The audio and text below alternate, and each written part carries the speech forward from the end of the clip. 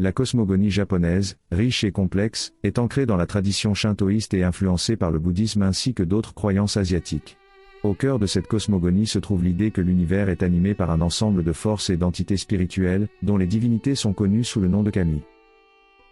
Les kami sont des esprits ou des divinités qui résident dans les éléments naturels, les lieux, les objets et parfois même dans les personnes. Contrairement à la conception occidentale des dieux, les kami ne sont pas tout-puissants ni omniscients, mais ils jouent un rôle crucial dans le maintien de l'ordre et de l'harmonie dans le monde. Les kami sont vénérés dans des sanctuaires shinto partout au Japon. Ces sanctuaires sont souvent situés dans des cadres naturels remarquables, tels que des forêts, des montagnes, ou près de cours d'eau, soulignant la profonde connexion entre la nature et le divin dans la croyance shinto. Leur localisation reflète aussi la conviction que chaque élément de la nature est habité par le sacré et que la préservation de l'environnement naturel est essentielle pour maintenir l'harmonie spirituelle. Au sein de ces sanctuaires, divers rituels sont pratiqués pour honorer les kami. Ces rituels peuvent inclure des offrandes telles que de la nourriture, du saké, ou des objets précieux, des prières récitées par les prêtres shinto ou les fidèles, et des danses rituelles connues sous le nom de kagura, qui sont censées divertir les kami. Ces pratiques visent à renforcer les liens entre les humains et le divin, à purifier les participants de leurs impuretés, et à assurer l'équilibre et l'harmonie entre les mondes naturels et spirituels. Le sanctuaire le plus célèbre est le grand sanctuaire d'Ise-Jingu situé dans la préfecture de Mie, près de la ville d'Ise. Considéré comme le sanctuaire shinto le plus sacré du Japon, Ise-Jingu est dédié à Amaterasu, la déesse du soleil et l'ancêtre mythique de la famille impériale japonaise. Le sanctuaire est en réalité un complexe de plusieurs sanctuaires, dont les deux principaux sont Naiku, sanctuaire intérieur, et Geku, sanctuaire extérieur. Les bâtiments sont reconstruits tous les 20 ans selon un rituel ancien, en utilisant des techniques et des matériaux traditionnels, pour symboliser la mort et la renaissance, ainsi que la permanence et l'impermanence. De nombreux festivals et rituels sont célébrés tout au long de l'année, attirant des millions de pèlerins et de visiteurs. Outre les activités quotidiennes dans les sanctuaires, les Japonais honorent également leurs divinités lors de festivals appelés Matsuri. Ces festivals sont des événements communautaires importants qui se déroulent dans tout le pays, avec chacun ses propres traditions locales et ses spécificités. Pendant un Matsuri, les communautés se rassemblent pour célébrer, prier, et souvent porter des mikoshi, sanctuaires portables, à travers les rues, symbolisant le déplacement des kami à travers la communauté. Ces festivals sont aussi des moments de joie et de célébration, avec des stands de nourriture, des jeux, de la musique, et des danses traditionnelles. Un exemple notable de Matsuri est le Gion Matsuri à Kyoto, l'un des plus célèbres et des plus anciens festivals du Japon. Il dure tout le mois de juillet et est célèbre pour sa grande parade de chars décorés, connue sous le nom de Yamaboko Junko. Un autre exemple important est le Awa Odori, un festival de danse qui se tient en août à Tokushima. Il est célèbre pour ses danses traditionnelles uniques et sa musique entraînante. Les Kotoamatsu Kami, les premiers kami au moment de la création de l'univers. Dans les premiers chapitres mythiques de la cosmogonie japonaise, où le cosmos était encore un vaste océan de chaos, naquirent les premiers kami, des entités divines qui posèrent les fondements du monde tel que nous le connaissons. Ces kami, nés de forces primordiales, sont au cœur de la création de l'univers dans la mythologie japonaise. Tout commence avec la formation du ciel et de la terre. Dans ce néant originel, 3 kami primordiaux émergent spontanément, connus sous le nom de Kami-onanayo, ou les 3 kami divins. Ils sont Kunitokotashi no Kami, Amnominakanushi no Kami, et Umashashikabi Koji no Kami. Ce sont des divinités énigmatiques dont le nom et la nature sont enveloppés de mystères. Ces kami n'avaient ni forme physique distincte ni genre, existant plutôt comme des forces spirituelles. Après eux viennent 2 autres générations de kami, connues collectivement sous le nom de Kunumi no Kami, les divinités de la naissance de la terre. Ces kami étaient encore des entités éthérées, plus proches de concepts ou de forces naturelles que d'être anthropomorphes. C'est avec ces divinités que les contours du monde commencent à prendre forme, préparant le terrain pour la création de la terre, des mers, et de tout ce qui allait suivre.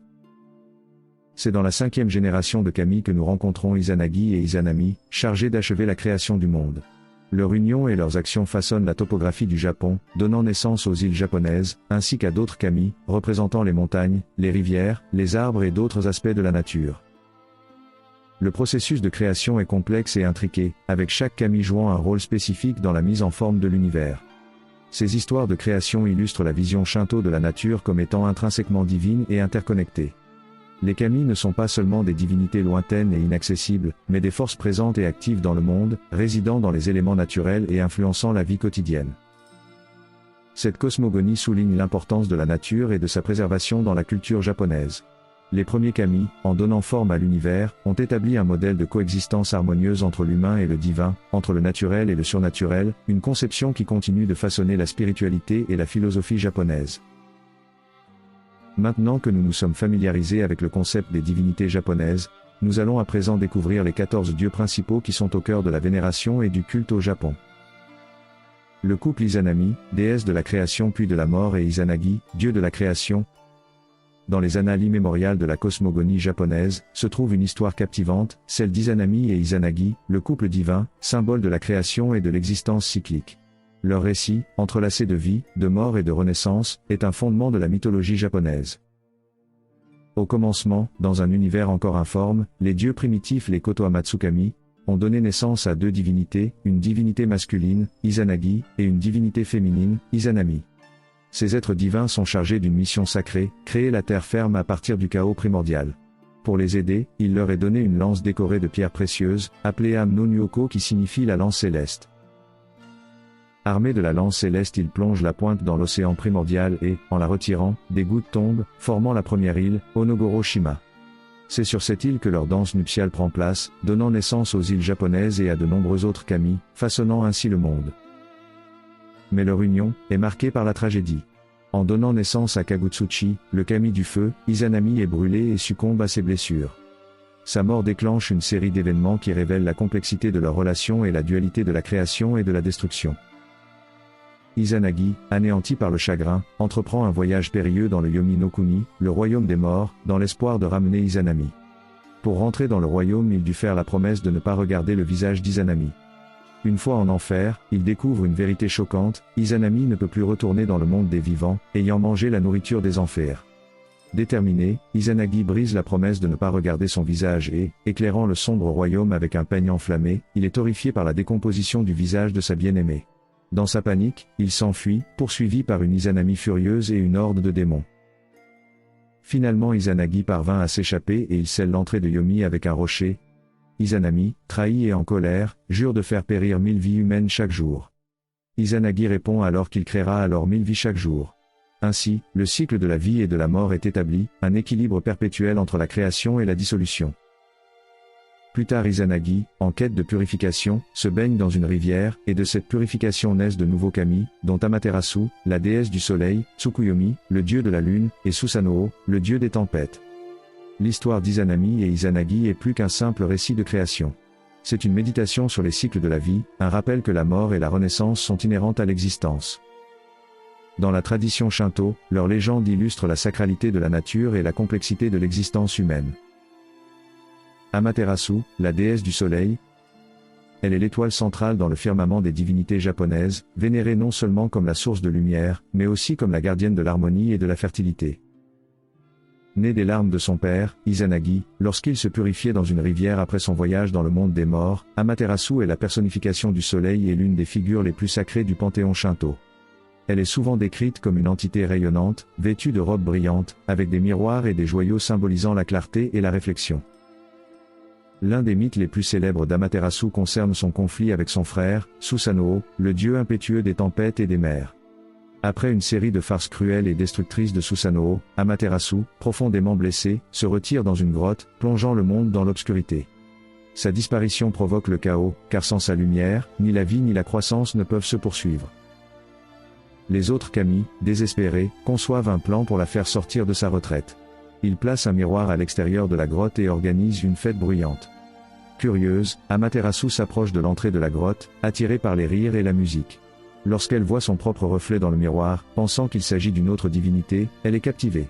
C'est alors que les kami saisissent l'occasion de la ramener dans le monde, rétablissant ainsi la lumière et la vie. Ce mythe illustre non seulement la signification d'Amaterasu en tant que source de lumière et de vie, mais aussi son rôle dans le maintien de l'ordre et de la stabilité.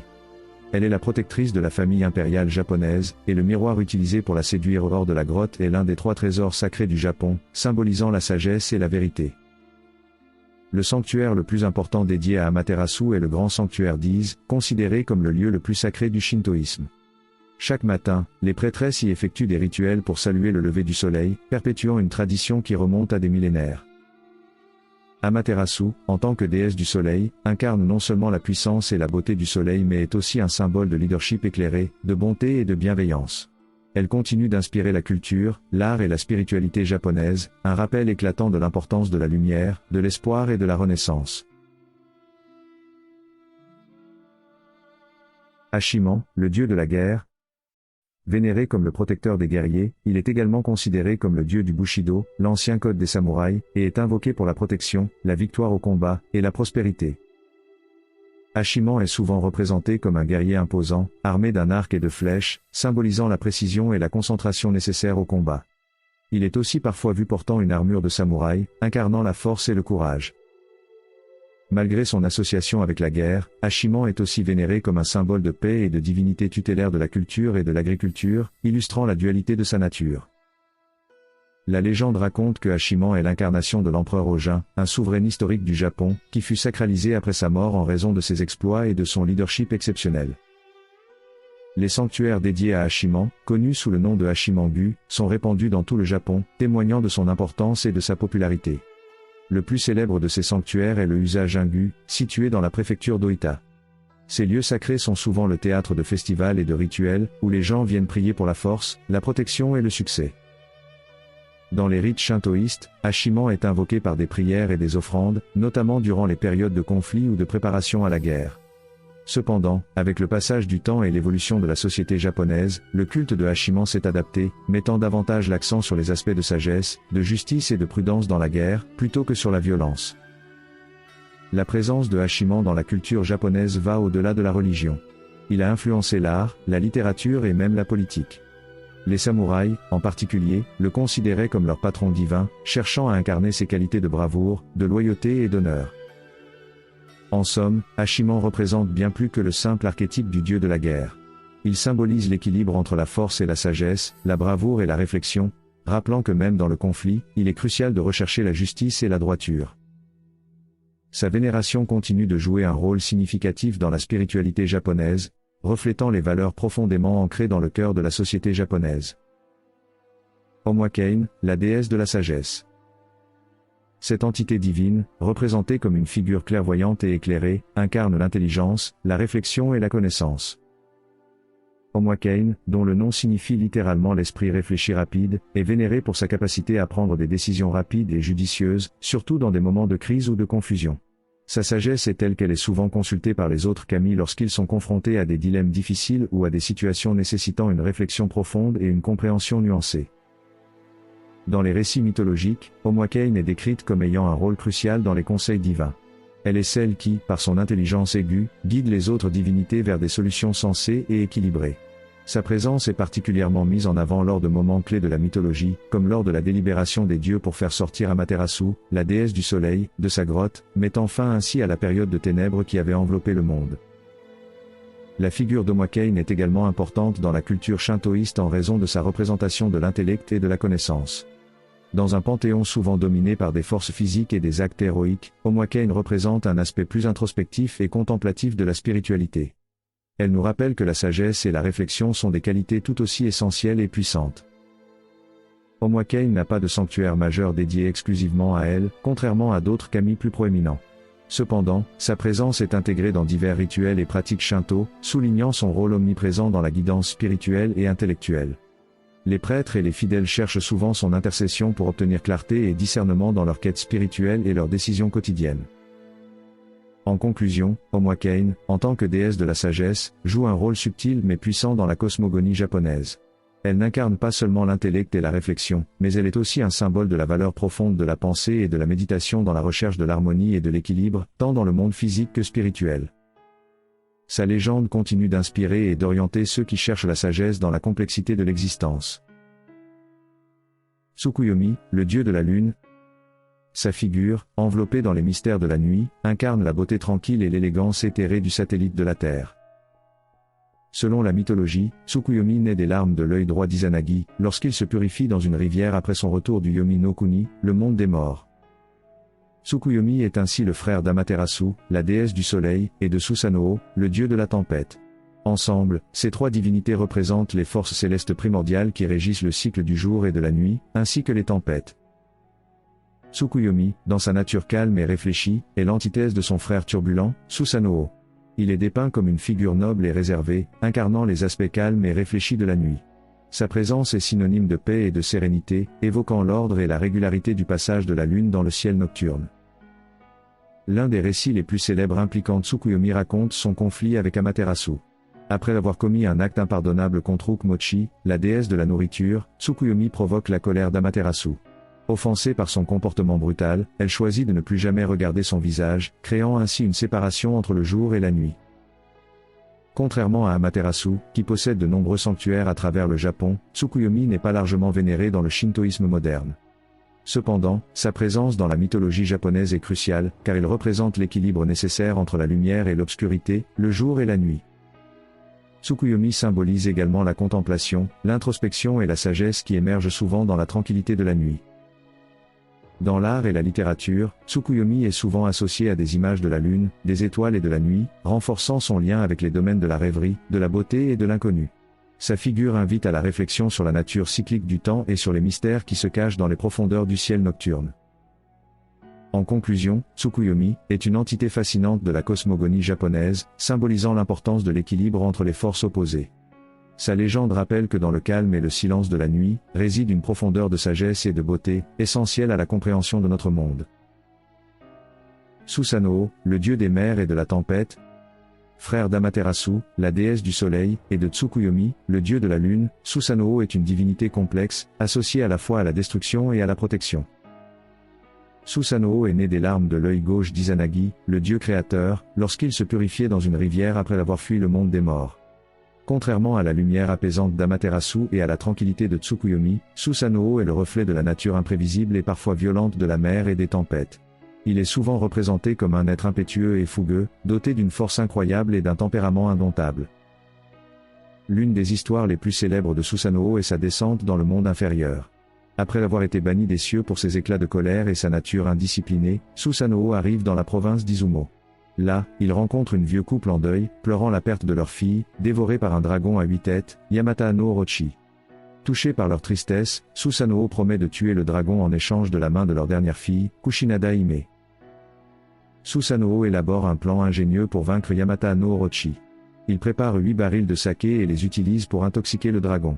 Une fois que la bête est plongée dans un sommeil ivre, Susanoo l'attaque et le tranche en morceaux, libérant ainsi la région de sa terreur. Dans la queue du dragon, il découvre l'épée Kusanagi no Tsurugi, une des 3 reliques impériales du Japon. Ce mythe illustre la dualité de Susanoo, capable à la fois de destruction dévastatrice et d'actes héroïques. Sa nature sauvage et imprévisible est souvent contrastée avec l'ordre et la beauté représentés par Amaterasu, symbolisant la tension constante entre les forces chaotiques de la nature et la quête de l'harmonie et de l'équilibre. Les sanctuaires dédiés à Susanoo se trouvent principalement dans la région d'Izumo, où il est vénéré comme un dieu protecteur et héroïque. Les pratiquants du Shinto viennent chercher sa bénédiction pour la protection contre les désastres naturels, en particulier les tempêtes et les tsunamis. En tant que dieu des mers et des tempêtes, Susanoo incarne l'essence brute et indomptée de la nature. Sa présence dans la mythologie japonaise rappelle que, même dans la furie et la tumultuosité, il peut y avoir de la grandeur et de l'héroïsme, et que la force et le courage sont nécessaires pour faire face aux défis les plus redoutables de la vie. Inari, la déesse du riz. Inari est une figure de grande importance et de vénération. Elle est associée au riz, à la fertilité, à l'agriculture, mais aussi au commerce et à la prospérité. Elle occupe une place singulière dans le cœur et l'esprit du peuple japonais. Inari est en réalité un kami aux multiples facettes, dont la nature et le genre peuvent varier. Parfois représenté sous les traits d'une femme, parfois sous ceux d'un homme, Inari incarne la capacité de la terre à nourrir et à soutenir la vie. Ce kami est aussi étroitement associé aux renards, connus sous le nom de kitsune, qui sont considérés comme ses messagers et ses serviteurs. Ces renards sont vus comme des protecteurs des rizières et des greniers, veillant sur les récoltes et la prospérité des fermiers. L'importance d'Inari dans la culture japonaise est mise en évidence par le nombre impressionnant de sanctuaires qui lui sont dédiés à travers le pays. Le plus célèbre de ces sanctuaires est Fushimi Inari Teza, situé à Kyoto. Ce sanctuaire est célèbre pour ses milliers de torii, des portails traditionnels rouges qui forment des tunnels menant aux différents hôtels et sanctuaires situés sur le flanc de la montagne. Les visiteurs parcourent ces chemins, entourés d'innombrables statues de renards, chacune portant une clé dans sa gueule, symbole de la richesse et de la prospérité. Dans les cérémonies et les rituels dédiés à Inari, les offrandes jouent un rôle crucial. Le tofu, le saké, le riz et d'autres aliments sont offerts pour gagner la faveur d'Inari, dans l'espoir de récoltes abondantes et de succès dans les affaires. Ces offrandes reflètent l'interdépendance entre les humains et les forces naturelles, une reconnaissance de la générosité de la terre et du ciel. Inari est également une figure populaire dans le folklore et les récits populaires, souvent représentée comme une divinité bienveillante et généreuse, mais aussi parfois rusée et imprévisible, à l'image des renards qui lui sont associés. Cette dualité reflète la nature complexe de l'agriculture et du commerce, domaine où le succès peut dépendre autant de la ruse et de l'intelligence que de la force et de la persévérance. En conclusion, Inari, en tant que divinité du riz, de la fertilité et du commerce, représente un aspect vital de la vie et de la culture japonaise. Le culte d'Inari, avec ses rituels et ses sanctuaires, symbolise la gratitude envers les forces naturelles qui nourrissent et soutiennent la vie, et rappelle que la prospérité et l'abondance sont des dons à chérir et à respecter. Saruta Iko, le dieu de la terre. Saruta Iko représente la force, le courage et la guidance terrestre. Il est reconnaissable par sa longue barbe et son nez proéminent, il est décrit comme un kami majestueux et intimidant. Il est le chef des kami terrestres, un gardien et un protecteur qui veille sur le monde physique, en contraste avec les divinités célestes comme Amaterasu. Son rôle dans la mythologie japonaise est particulièrement mis en lumière lors de l'histoire d'Amaterasu envoyant son petit-fils, Ninigi no Mikoto, sur Terre pour gouverner. Saruta Iko apparaît à la croisée des chemins entre les cieux et la terre, initialement comme un obstacle, mais finalement comme un guide pour Ninigi no Mikoto. Cette rencontre symbolise le lien entre le céleste et le terrestre, et la nécessité de trouver un équilibre entre les deux mondes. Saruta Iko est également connu pour sa relation avec Uzum, la déesse de l'aube et de la gaieté. Leur union est une illustration de l'équilibre entre des forces apparemment opposées, la robustesse de la terre et la légèreté de la danse et de la joie. Ensemble, ils représentent un équilibre dynamique, vital pour le maintien de l'harmonie dans le monde. Dans le shintoïsme, Saruta Iko est vénéré comme le protecteur des voyageurs et des explorateurs. Son image est invoquée pour la sécurité et la guidance lors de voyages. Les pratiquants du Shinto lui offrent des prières pour demander force et stabilité dans les moments de changement et d'incertitude. Les sanctuaires dédiés à Saruta Iko sont moins nombreux que ceux consacrés à d'autres kami plus célèbres, mais son influence est profondément enraciné dans la culture japonaise. On le retrouve dans les arts martiaux, où il est parfois invoqué comme un modèle de puissance et de résilience, et dans diverses formes d'expression culturelle qui célèbrent la force et la stabilité de la terre. Uzum, la déesse de la gaieté et de la joie. Connue pour son caractère enjoué et son amour de la danse, Uzum incarne la célébration de la vie et l'expression libre de la joie. Cette déesse est surtout célèbre pour son rôle clé dans l'un des épisodes les plus emblématiques de la mythologie japonaise, la séduction d'Amaterasu hors de sa grotte. Comme expliqué précédemment, l'histoire raconte qu'après que son frère, Susanoo, eut semé le chaos dans son royaume, Amaterasu, déesse du soleil, se retira dans une grotte, plongeant ainsi le monde dans l'obscurité. Les autres kami, désespérés face à l'absence de lumière et de chaleur, se réunirent pour trouver un moyen de la faire sortir. C'est ici qu'Uzum, avec sa vivacité d'esprit, conçut un plan ingénieux. Devant l'entrée de la grotte, elle réalisa une danse exubérante et joyeuse, battant des pieds et renversant un tonneau pour l'utiliser comme tambour. Sa performance était si captivante et si pleine de vie que les autres kami éclatèrent de rire, suscitant la curiosité d'Amaterasu. Lorsque la déesse du soleil entr'ouvrit la porte de la grotte pour voir ce qui se passait, elle fut saisie par son propre reflet dans un miroir stratégiquement placé. Fasciné et attiré par la lumière, Amaterasu sortit de sa cachette, ramenant la lumière dans le monde. Uzum est ainsi vénéré comme la kami de l'aube, de la joie et du rire.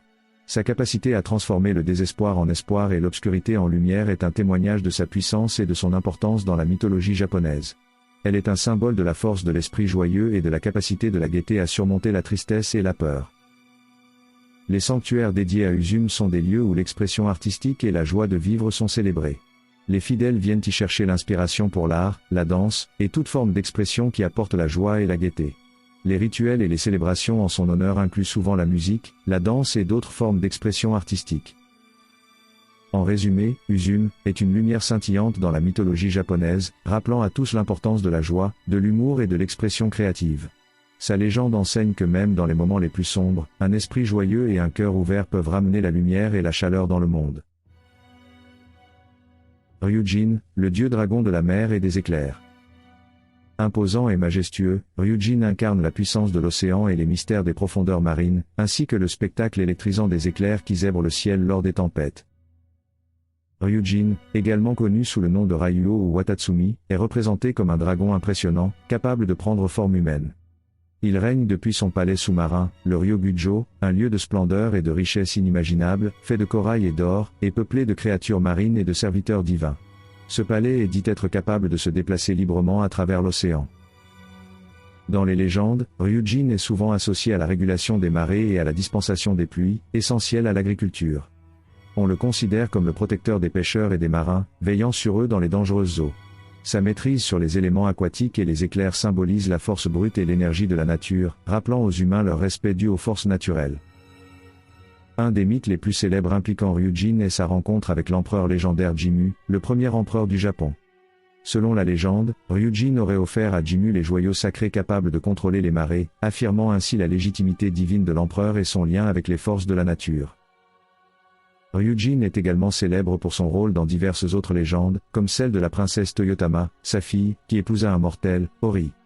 Leur histoire complexe est un récit d'amour et de trahison, illustrant les interactions entre les mondes divins et humains. Dans l'art et la culture japonaise, Ryujin est souvent représenté dans des peintures, des sculptures et des récits, où il incarne la magnificence et la terreur de la mer. Sa figure est utilisée pour symboliser la force, la protection, mais aussi les caprices et les dangers de l'océan. En conclusion, Ryujin, en tant que dieu dragon de la mer et des éclairs, est une figure centrale de la mythologie japonaise. Il incarne non seulement la puissance et le mystère des océans, mais aussi l'interconnexion entre le monde naturel et le royaume spirituel. Sa présence rappelle l'importance de la mer dans la culture japonaise, à la fois comme source de vie et comme domaine de divinité insondable. Les Shinigami, les dieux de la mort. Les Shinigami occupent une place à la fois fascinante et inquiétante. Contrairement aux autres divinités de la cosmogonie japonaise, les Shinigami ne sont pas issus des anciennes légendes Shinto ou des récits classiques. Ils sont plutôt une création plus moderne, née de l'influence culturelle et de la fusion des croyances entre le shintoïsme, le bouddhisme, et d'autres traditions. Les Shinigami, littéralement dieux de la mort, sont perçus comme des esprits ou des entités qui invitent ou incitent les gens à la mort. Dans certains récits, ils sont décrits comme des figures solitaires, sinistres, parfois même compassionnelles, qui guident les âmes vers leur destin final. Ils incarnent la fatalité inéluctable de la mort, rappelant que toutes les vies doivent finalement prendre fin. La représentation des Shinigami dans la culture populaire japonaise varie grandement. Parfois, ils sont représentés sous une forme humaine, vêtus de noir, évoquant les images des faucheurs occidentaux.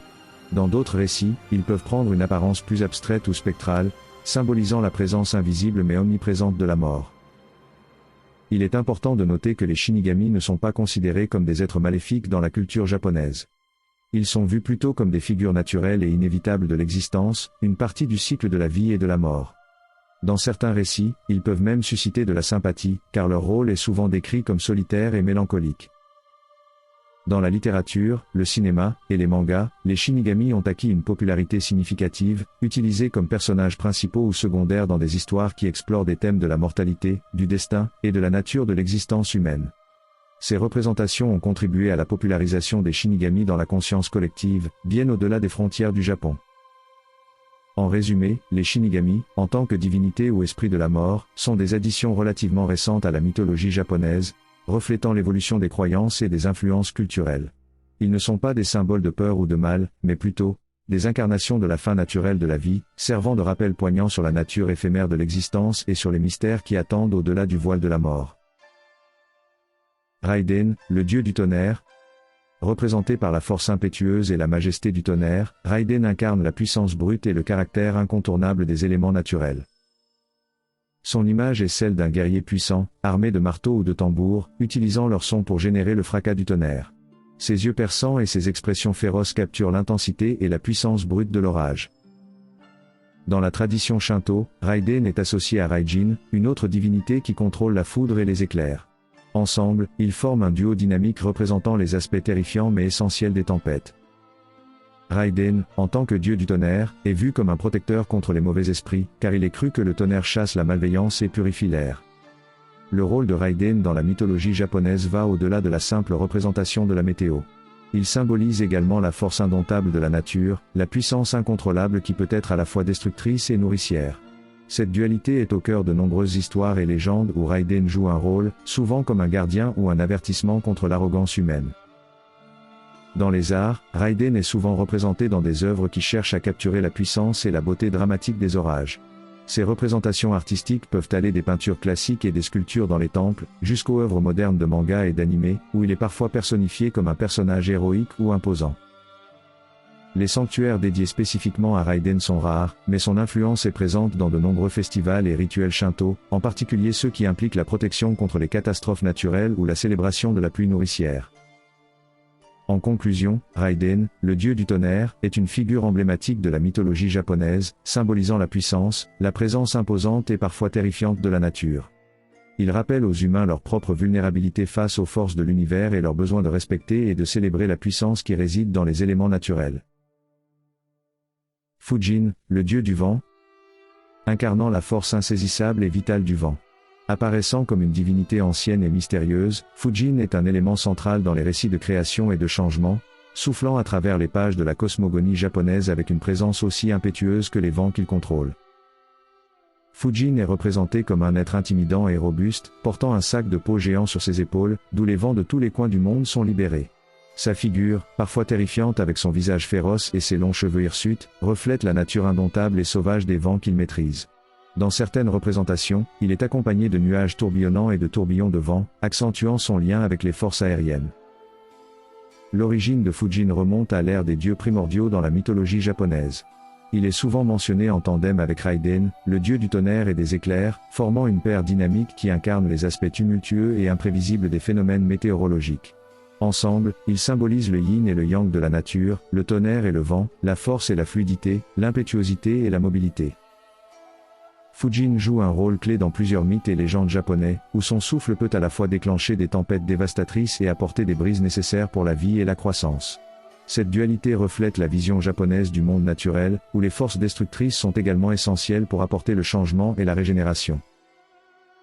Bien que les sanctuaires dédiés spécifiquement à Fujin soient moins communs, son importance dans la mythologie japonaise est indéniable.